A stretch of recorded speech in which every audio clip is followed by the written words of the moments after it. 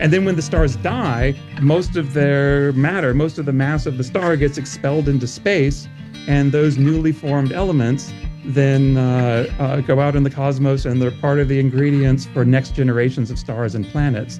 And that ultimately is what we're made of. So we are the children of stars. Oh my goodness, what a way to start the day. Children of stars. Hi, and welcome to Wonder, the Planet Earth podcast for curious people.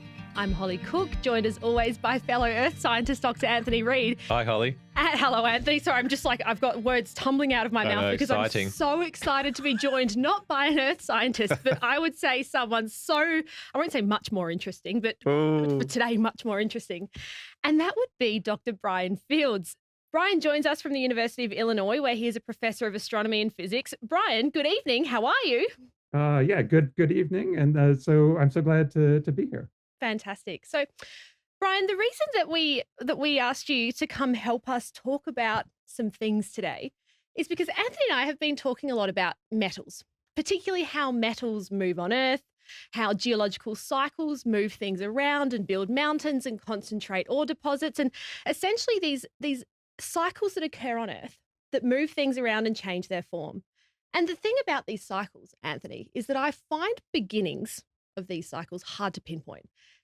And that's actually because for a lot of the material and matter and physical stuff that constitutes the Earth, a lot of that has origins far beyond the terrestrial, and they actually have origins deep into the cosmos. So I believe your perspectives would be fascinating here. Is this a conversation you can help us have? I would love to have that conversation.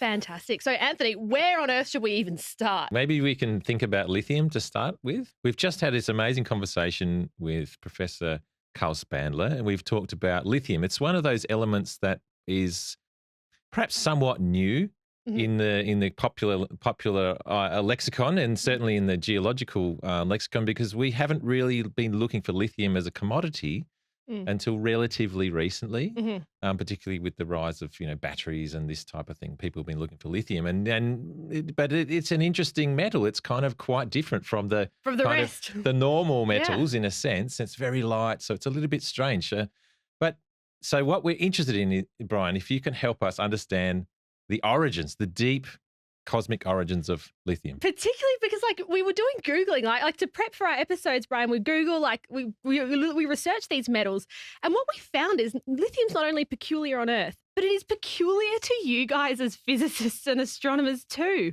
Indeed it is. So it's so peculiar. There are people who work on nothing but lithium, and we have entire conferences of astronomers just talking about lithium.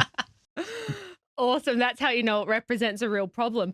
And so, what is the nature of this problem that you have with lithium then? I can list off ours, but I'm more interested in yours. So maybe to explain that, I should take a step back because, as you said, all the wonderful elements that we find on Earth, it's a super interesting story that is not my expertise at all, but rather yours about how the Earth came to be the way it is today based on how it was formed and how that's changed over time. And that's all amazing to me. I love that stuff too. But there I'm a novice. But where what I'm interested in is how the elements got made in the first place. Mm-hmm. Yeah. And ever since we discovered that alchemy doesn't work, chemical processes don't change elements. They can take one kind of molecule to another kind, but the atoms themselves, their identity is the atoms they are, the elements they are, stays the same. And to actually have alchemy, to change one element to the other, what's really happening, of course, is that what are these atoms ultimately? So they're nuclei surrounded by electrons. And to change one element for the other, what really is involved is changing a nucleus from one kind to another. And so that involves nuclear physics. And nuclear reactions. And the Earth does not host nuclear reactions except in laboratories. So we don't change elements one form to the other. But the universe is an amazing place, and the universe has managed to do this for us. So the universe is full of giant nuclear reactors. Absolutely. So what's the main way that elements get formed then? Are they? So it depends on the elements. Yep. But the bulk of elements everything. So everything that's not not the very lightest ones. So excluding hydrogen, helium, and some lithium, the rest of the elements are made in space. In particular, they're almost all of them, the vast majority, are made in stars. Are made in the lives and deaths of stars, including the sun. So, an important question that I'm just teaching in my class now is, how does the sun shine? Where does the sun get all the energy that it throws out into space? And this is along a mystery, and it led to some debate between astronomers and geologists, because astronomers at first didn't know, and thought that all the sun's energy came from gravity, that the sun was slowly contracting over time and releasing energy as a result. And they said, great. And if that's true, then the sun should last for, I don't know, a few tens of millions of years, which sounds like a long time. But even by 100 years ago, the geologists knew that can't be right. The Earth has to be older. And the astronomers said, go back and fix your calculations. That's good to hear that there was and it turns out the astronomers were wrong. I love it. It's like geologists enter stage. It's so good. Geologists had one thing that they could contribute to the astronomy. And that is deep Absolutely time. Right. Absolutely right. And it turned out then later, people discovered the atomic nucleus and nuclear energy. And then the astronomers realized, aha, this is the way stars can be powered. And indeed, that's what goes on. So the sun and other stars are giant nuclear reactors. And right now, the sun is busy changing hydrogen to helium in its core through nuclear reactions. And we have exquisite measurements, which I can talk about, that show us that that's true. Right. And that turns out, and then when the stars die, most of their matter, most of the mass of the star gets expelled into space, and those newly formed elements then go out in the cosmos, and they're part of the ingredients for next generations of stars and planets. And that ultimately is what we're made of. So we are the children of stars. Oh my goodness, what a way to start the day. Children of stars. And I love your use of the word alchemy. I'm such a fan of that, because humans are not really alchemists. As much as we wanted to turn things into gold, you're right, that's not really something that can and does happen on Earth, but stars are alchemists. Is there another source of alchemy, of element changing out there? Yes. Because, like I said, most elements, if you go through the periodic table, the vast majority of the diversity of the periodic table comes from stars in a whole variety of processes, which you can talk about if you'd like. But the very lightest elements, hydrogen, helium, and some of lithium, come not from stars, but all the way back to the Big Bang. And that's a subject also dear to my heart. Right. And the Big Bang. Okay, we're going pretty deep here. I love it. I'm very, very curious. So if I understood what you said there, lots of elements are formed in processes related to stars. And so it suggests that that a lot of the heavier elements you're suggesting were formed or are forming. Now, does that mean that some of these elements are still being formed today? Absolutely. Okay. Yes, they are. That's absolutely right. So that's exactly right. Very astute. And so element formation is ongoing, and we have evidence for this in numerous ways. But one way I particularly like is that some stars make vast amount of elements. The ones that are the most prolific element formers are the most massive stars, which die in explosions that are called supernova explosions. And those produce a large portion of the periodic table. And we can see these explosions. We can see their aftermath. It's beautiful. Incredible. And the neat thing is, in the blizzard of nuclear reactions in these stars, most of what's made are stable elements, the very elements we're made of. So a supernova will make lots of iron, just like is in your blood, oxygen, like what you're breathing, calcium, like in your bones. And most of those nuclei are stable nuclei. But in those blizzard of nuclear reactions, some are unstable. They are radioactive. And we can see this in space. So we can see in space there are radioactive elements out there busily decaying. And that's telling us to even be out there and out there and being decaying. That means it had to be made recently and thrown into space, and it's telling us that this process of element formation is absolutely ongoing as we speak, and will continue to. Brilliant. Oh my gosh. Oh, where do I even want to take this right now? Big Bang? Yeah, let's go. I would like to come back to, potentially if we have the time, I'd like to come back to a conversation about those radioactive elements, because we use them a lot in geology as clocks, essentially, to date things on Earth. And so, but let's pop that in a bucket and see if we come back there. So we have this continuum. I feel like we're sort of sliding along a temporal continuum here, because, I started out by saying geologists like to think that we deal with the very old things in these cycles, but the truth is it's hard to pinpoint the ultimate origins of things on Earth are not really terrestrial, because matter is cosmic much more than it is terrestrial in its origins. So we have elements being formed today in stars, but those are the heavier things. These lighter things, we mentioned the buzzword lithium, hydrogen, helium, lithium. Why are they? And I mean, it's a bit sus. Those are the first three elements on the periodic table. Like, are these lighter elements are implicated in the Big Bang? Can you talk to us about how that even works? Sure. Yeah. And so this all happens when the universe is very young. So maybe I have to tell you a little bit about the Big Bang. So here goes nothing. Let's go. We're diving in, please. This is sort of the the text message version of the T-shirt version of the Big Bang. Let's go. And so if I can keep it to the T-shirt version, I would say, so we see that the universe today, when we look out, the distant galaxies, they're all moving away from us. The universe today is expanding. That's a whole amazing result by itself, and I'm going to keep rushing on because I want to use that. So today, the universe is expanding, getting bigger all the time, and the matter is then being pulled apart from itself. So everything is moving away from everything else, and so the density of the universe is going down, which also turns out to mean it's cooling. The same way when you expand a gas, you cool the gas. The same with the universe; it's cooling over time. But let's run the movie backwards. Oh, and I should say, you mentioned the how old the Earth is, the deep time of geology. So we like deep time in astronomy and cosmology too. And the universe today is just under 14 billion years old. So the Earth is old indeed, but it's only about a third as old as the universe itself. Get humbled. Okay. If you're not supposed to be older than your mother. Yeah.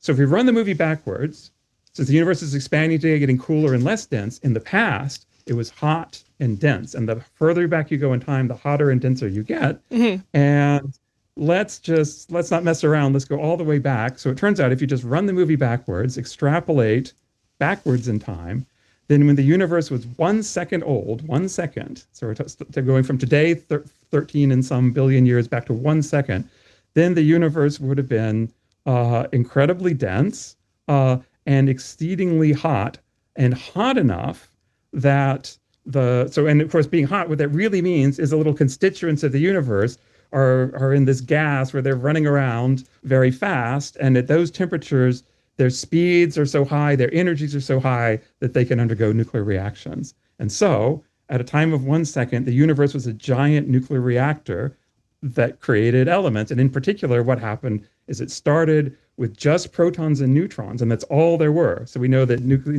atoms are made of nuclei and electrons. The nuclei are made of protons and neutrons. At the beginning, there were only protons and neutrons when the universe was 1 second old. But then, as the universe cooled, they could sort of coagulate and assemble themselves into elements.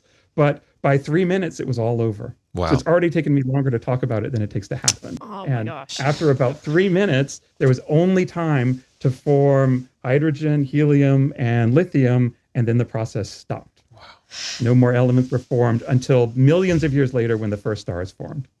What a profound After the first 3 thing. minutes, the periodic table was hydrogen, helium, and lithium, and chemistry class was much easier. Easier. Could easily remember those ones. Oh my gosh. I think that's actually what was just said there is really quite profound, because when we close our eyes and think about chemistry, it is that, how many elements is it? What, 100 and something? There's a lot. 100 and something elements on the periodic table. But in the first 3 minutes of the Big Bang, enough was happening that, like alchemy, this sort of these processes that transformed one type of matter, one type of element into the other, that was occurring.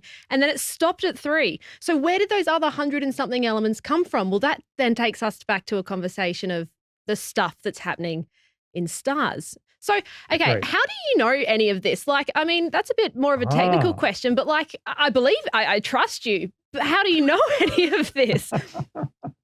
Yeah, and this is science, so it's not just about trust; it's about evidence. So that's exactly the right question to ask. That's always a good question.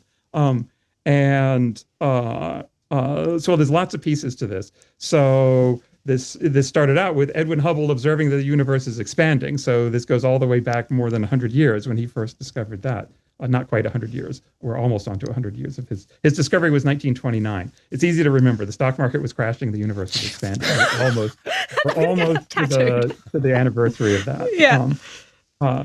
So we've known for quite a long time that the universe is expanding, and it took time for people to take that idea seriously and look at the implications of it. And then when you had the sort of the boldness to extrapolate back to 1 second, then you realize, aha, the universe would be this big nuclear reactor would make these elements. But then the question is, just as you say, how would you know this? Well, the once again, I'm kind of rushing through, but an amazing property of the Big Bang is the universe is very democratic. When I say the universe is expanding, it's despite the name Big Bang, it's not as if there's some lump of matter someplace expanding in a vacuum. The universe is uniform. It's on the, if you step back and look at large scales today, the universe is actually quite uniform. So the Big Bang happens everywhere. It's high density, high temperature everywhere. So all these elements were formed everywhere. So if you want to know where was the Big Bang, it's where you are right now, because it was everywhere. So it's very democratic, which means the elements made in the Big Bang are still with us today. And indeed, we find when we look in the solar system, although we care a lot about the heavy elements that you and I are mostly made of, the bulk of the solar system, bulk of its mass is the sun, and the sun is mostly made of hydrogen and helium. So it's actually mostly made of things that are all the way left over from the Big Bang, and it has a small sprinkling. 2% of the sun is heavy elements. And oh, by the way, and I mean heavy elements in an astronomer's sense. An astronomer's idea of a heavy element is not hydrogen and helium. So famously, astronomers, we abuse the term metals because we say that our periodic table is 3 things: hydrogen, helium, and metals. So anything that is not hydrogen and helium, we call them. I'm not joking. That's so good. funny. We speak of famous metals like carbon and oxygen, which of course. Argon, I was thinking, yeah. That is so funny. Okay, Brian, that's amazing. Can you give us, in your background right now is an incredibly spectacular image. Would you be able to connect what you've just talked about with the image that's behind you? Okay, good. So, and apologies to those just listening, so then you don't get to see, you're not missing anything, missing me, but seeing this image is really gorgeous. The nice thing about astronomy is we have wonderful images that are data. And so, which is also true for geology. Thank you. And the image behind my head it gives me an opportunity to then, it's a perfect question, thank you, because there's actually one other way that elements are made we haven't talked about yet. And so I thank you so much, because now I get to tell you that story too. And it's important for lithium. That's why the picture's behind my head, so it's to remind us. So like I said, the Big Bang makes hydrogen, helium, and lithium, which we want to talk about today. But that's not the only source of lithium. And it turns out some stars make lithium, which we should talk about. But there's yet another way of making lithium, which was a surprise. It took people a long time to figure this out, that some lithium is made not in stars or in the Big Bang. And then again, remember, we need nuclear reactions to do this. And so wait a minute, if it's not stars in the Big Bang, what's left? And it's actually made in interstellar space, because it turns out that interstellar space is certainly not empty. It's very low density, but it's not empty. It's full of gas and starlight and probably other things too, like dark matter. That's an interesting discussion, but not for today. Right. But another thing that for sure is there are these crazy high energy particles called cosmic rays, which geologists think about too, because cosmic rays are these high energy particles. They bombard the atmosphere of the Earth, and they make the carbon-14 we use for carbon dating. So you guys know about cosmic rays. Those same cosmic rays don't just bombard the Earth, they also bombard everything in our galaxy. And in interstellar space, they collide with the atoms in interstellar space, and particularly with their nuclei. And that also can generate nuclear reactions. Because I should say the cosmic rays they're mostly just the same atoms we're made of. They're mostly high energy protons, high energy helium. They're the same basic atoms, just moving at very high speeds. And so they undergo nuclear reactions in the vastness of interstellar space, and that itself can create more elements. And lithium is actually made that way, predominantly by helium in these crazy cosmic rays and helium in interstellar space slam together and fuse and make lithium. That's so tremendous. Some lithium is made in interstellar space. The picture behind my head is essentially a picture of this, because it's a picture of our galaxy. So there's an oval, which is actually representing the entire sky, which is really a sphere, but it's being smushed onto, it's like a map of the globe. The globe is smushed into a funny oval. It's this exact same idea. And there's a big red streak running along the center of it. And that is looking at the disk of our galaxy, the plane of our galaxy. So we live in a spiral galaxy called the Milky Way, which is shaped like a flat disk, like a frisbee. And we live inside the frisbee. So when you look around, it makes a sort of a stripe along the sky, because we're looking sort of within the frisbee looking around. And this image is taken with very high energy photons called gamma rays. So very high energy light. And these high energy photons are generated. They're also generated when cosmic rays collide with interstellar space. And so those collisions make these amazing gamma rays. And you can see our galaxy is lit up because that is where the interstellar matter is. That's where the cosmic rays are. And where they collide, they generate these gamma rays. And that's making the gorgeous image behind my head. And so that red streak is a picture of cosmic rays interacting with interstellar space, which also makes lithium. That's remarkable. Does it only make lithium? Like, it is incredible to say that we're looking at an image that is an element factory. That is it just lithium? Excellent question. So, in fact, it makes in principle it makes a bunch of elements, but this is a very inefficient way of making elements. It's like a lot of effort. It's only important when the other ways are also very inefficient. And so this is a mechanism for making lithium, but also the next heaviest elements, beryllium and boron. Right. And so, in fact, this is the only way we know of that beryllium is made. So the beryllium, which is in emeralds, comes from high energy cosmic ray collisions in space. Oh, and boron, a good chunk of, not all of it, but a good chunk of boron, which is in tennis rackets, comes from cosmic ray interactions in interstellar space. All I'm hearing is that the ultimate genetic model for beryllium in minerals. And your mineral system for beryllium has to include high energy particle collisions in interstellar space. Oh my gosh. Brian, have you always been interested in astronomy? Is this something that you took up as a kid, or did you, like lots of geologists, fall into this at university? Yeah, so I would say as a kid, the honest truth is I was sort of a science nerd, but I wasn't like an amateur astronomer. I barely knew what constellations were. But big fan of science fiction, if you want to be honest about it. Yeah. So that made a big impression on me. And so when I was an undergraduate, I was a physics major, and I really loved that. And then as I was nearing the end of my studies, somebody gave a lecture, and I didn't take any astronomy courses. I'm proud of this. It's there you go. True. But then somebody gave a lecture about cosmology, actually, and I didn't realize that was a thing you could do. And so I thought, this sounds great. Where do I sign up to do that? And I was lucky enough that it worked out for me, and I went to graduate school and studied cosmology, and then one thing led to another, and here I am. Here you are. How interesting. Even the astronomers fell into it. I love it. It's just when you follow curiosity. Curiosity. Correct. Brilliant. And wonder. Amazing.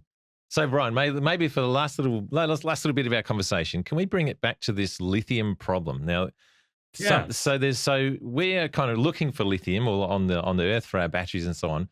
But when you look around in the universe, you find that there's a problem. Could you explain what that means? So the way we do this, because remember all the products of the Big Bang are all around us. And so we want to find places to go look for elements that are unpolluted. Because from the point of view of someone who studies the Big Bang, I love my hydrogen, helium, and lithium. But then afterwards, millions of years later, the stars turn on and they start to pollute my beautiful light elements with heavy elements, and they might take some of my lithium and destroy it, or they'll make lithium in new ways, and that's going to confuse the matter. So from the point of view of the cosmologist, I don't like all that nasty pollution. Of course, we're made of, right? So we want to try to look for places that are very pristine, unpolluted, and that's a whole enterprise by itself. But just to summarize, the best place we can look for lithium are in ancient stars in our galaxy. And so we go look at these ancient stars, and we can measure how much lithium there is in them. When I say we, I don't mean me. Literally. I'm a theory guy, so I make calculations. But we have observers who use these big telescopes in phenomenal ways, and they make these beautiful measurements. But when we do that, we can measure the amount of lithium, and broad brush, it's about at the levels we expect to be from the Big Bang, so that's great. But when you look in detail, the two don't actually agree. So the amount of lithium seen in these old stars is less than we predict it ought to be from the Big Bang. Oh no! And that's a problem. And we call them like we see them in astronomy, so we call that the lithium problem. Oh, I love it. The literalists. Because why make it more complicated when it's already so mind-bending? I like it, Brian. Okay, so what's the problem, and how have you solved it? So the problem is, we can very accurately predict how much lithium should be there, and we can go make these. The ones who actually make these observations can make these beautiful observations, and we compare the two, and they disagree. And the predicted amount of lithium is higher than we observed in these ancient stars, and we've spent an embarrassing amount of time trying to sort out the answer to this problem, and to jump to the conclusion. So that we think one of my colleagues and I that I work with a lot, Keith Olive at Minnesota, we think there's an answer that other people had suspected, but we came up with what we think is a new argument for why we think it's right. And we think that at the end of the day, because there was worry, maybe we don't understand the Big Bang. We built this prediction based on our understanding of the Big Bang. Maybe that's wrong, and that would be super interesting if it's true, by the way. But in the end of the day, what we think is more likely is that the stars have led us astray. That when we look at these ancient stars, these stars have actually destroyed some of their lithium, because after all, they are element factories themselves. And it looks like, despite everyone's best efforts of finding stars that should not destroy their lithium, it looks like they have fooled us. And there's now good reason to believe they actually did destroy their lithium. And if that's true, then it's not an apples to apples comparison, because the stars have destroyed some of their lithium, and so it's not surprising that it would be lower than the amount we predict. Oh my gosh. So the maths we think is right. Yeah, that's what it seems like today. The geologists looking at each other thinking about 1 + 1. 1 + 1 equals spodumene. The maths is right, and the stars are hiding even the most. And how old are these ancient stars that you're looking at then? For the most pristine so that's a good question. So the very oldest stars, we actually date them. There's more than one way, but one really nice way we can date them is actually the same way a geologist would. You said it exactly the way we would say it. Some of these stars, we actually are able to measure uranium in them, which is hard to do for stars. Most stars you can't actually do. For the sun, you can't do that. It's just not technically possible. But for these ancient stars, some of them it is possible. And so one of the ways it's not the only way, but one of the ways we can date them is from the uranium in them. And that says that they are billions of years old. So they were born soon after the Big Bang. So they are indeed quite ancient. And the other way we know actually is they have a very small amount of heavy elements in them. Again, astronomers' idea of heavy elements. And so even though the universe became more polluted over time, these stars were born when the universe was barely polluted at all. And so that says they're very pristine and kind of recording conditions when the universe was young. This is incredible. I can picture I'm gonna have to lithium. go and sit in the park after this conversation. We're used to bending our minds with geology, but this is really taking me to another place. Thank you. It's incredible. So to round out because in particular, this whole conversation is just like goosebump raising. It's fantastic. And to bring it back to like a tangible thread that we've been following recently is this like really suspicious, peculiar light metal lithium. And it finds itself in sticky situations. It finds itself being birthed in the Big Bang and then put on pause for a little while until it can be generated in things like stars or in sort of that... and cosmic rays. And cosmic rays. We can't forget the high energy particle stuff.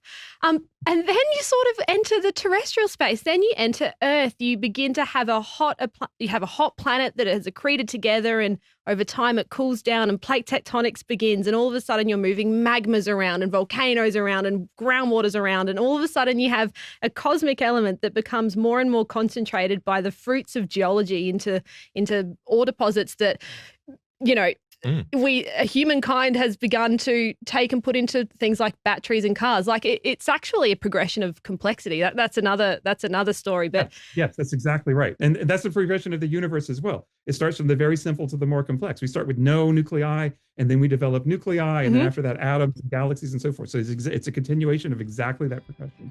We're really doing the same thing. Yeah. Fantastic. Brian, I can't thank you enough for your time. I secretly suspect I want to have a whole nother conversation about how those heavy elements in stars form, but we can't do that to the audience today. I think their brain's already on the floor. Brian, thank you so much for joining us. Absolutely my pleasure. Thanks for your wonderful questions. Righto. So those who followed along for our conversation today, you can find us on our website, www.geoco.com.au, or we're pretty active over on our Instagram and TikToks at the GeoCo. Get in touch. We have an email address you can get in touch with. Please provide us with questions. We will go searching into the universe for answers for you. And until next time, thanks guys.